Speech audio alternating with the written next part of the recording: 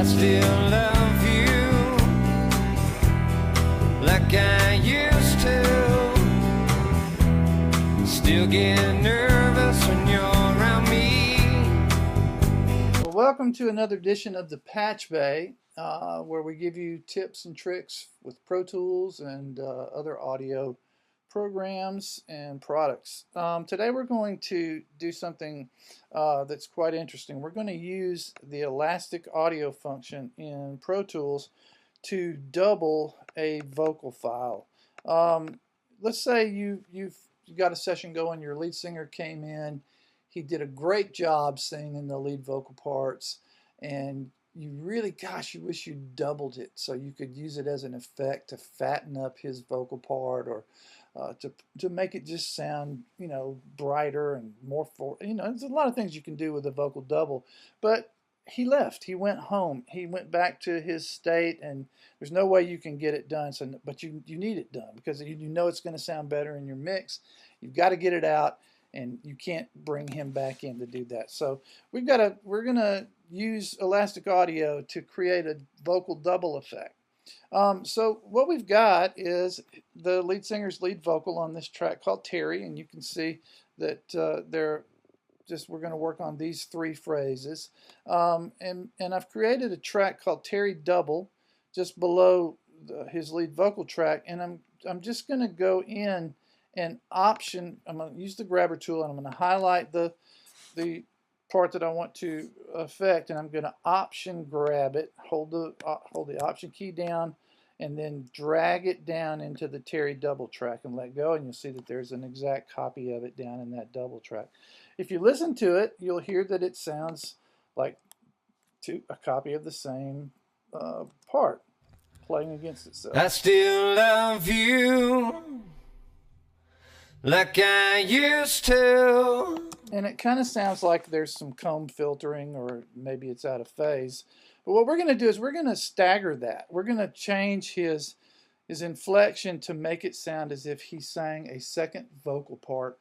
The human voice just can't exactly copy. Your brain cannot exactly sing something the same way twice. We wouldn't want to anyway, because the reason for doubling is to make it sound as if there's more than one person singing, which gives it that nice big, pretty quality when it's mixed right. So we're going to use Elastic Audio to make these changes. And first thing we're going to do is we're going to look at the algorithm for the audio file. And you'll notice that Pro Tools gives you several options: polyphonic, rhythmic, monophonic, and vari-speed.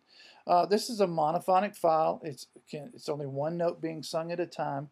It's not a keyboard, it's not a guitar, so we want to use the monophonic algorithm, and this will open up, which later you can do some further processing, but for right now we're going to close it. Then we're going to change the view of the audio file, or that particular region, into warp mode. And when you change it into warp mode, you'll notice that Pro Tools has drawn in all these little peak points, or these transients that it finds as being louder points or peak points in the audio file. We're not going to necessarily use those. We're going to kind of follow their guideline, but we're going to do some changes of our own. So we're going to take the grabber tool, and we're going to go. We're going to control click in that file and place a warp marker at the start and the end of the first phrase. And the reason for doing that is any changes that we make inside of these two markers on either side, on the start and the beginning. Oh, I'm sorry. First of all, we got to do this. We need to unclick that region, so that once we make a move inside, you'll see now that it just moves itself rather than moving the rest of the audio file before or after it. So let's undo that warp marker and click outside of that region again. And we're going to go in and we're going to control click in certain places in the file. You'll see that he sang, of course, I still love you. That's the first phrase. And we're just going to kind of shift, time stretch, slow down, speed up his vocal performance so that it's not exactly the same as the original. So we're going to, for example, start the double track. his voice will start singing a little bit later than the original. The word I, the word still, we might have him start it a little sooner. We might come in here and just change the length of the word still by stretching the first part of it out and shortening the second part.